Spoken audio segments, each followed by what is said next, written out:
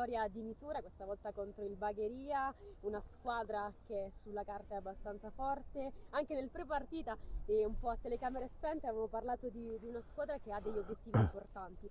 Quanto significa, quanto è importante questa partita, questa Ma vittoria? oggi è stata una vittoria importantissima perché sapevamo l'avversario che era abbastanza forte, molto aggressivo, compatto, un grande gioco, però noi l'abbiamo affrontata bene, sapevamo come muoverci e alla fine abbiamo portato a casa una vittoria che è importantissima.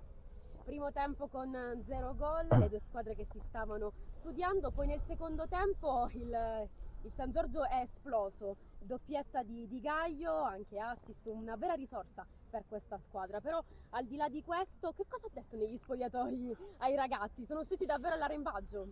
Ci siamo tranquillizzati un pochettino perché a fine partita, diciamo, gli animi erano un po' caldi da entrambe le parti.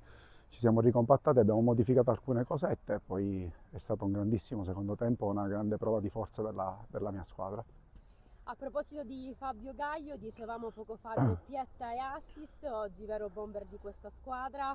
Che importanza ha questo giocatore all'interno di questa rosa? Ma Fabio, come il resto del gruppo, sono tutti importanti. Fabio è un leader, lo ha dimostrato, non solo con i gol, ma con la sua prestazione. È stata incorniciata con la doppietta.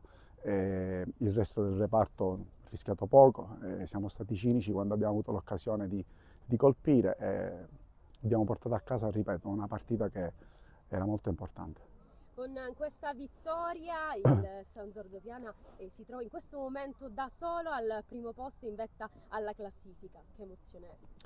Ma guarda, questo momento essere primi è un vantaggio, sì, però nessuna emozione.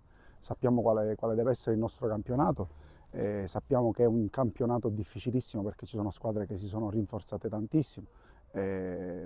Oggi c'è stato un piccolo passo falso del San Vito, però ripeto, a fare conteggi a questo punto del campionato è molto prematuro, quindi non siamo una squadra che fa voli pindarici, siamo una squadra che si sacrifica, lotta e sa che deve vincere la partita che viene a seguire.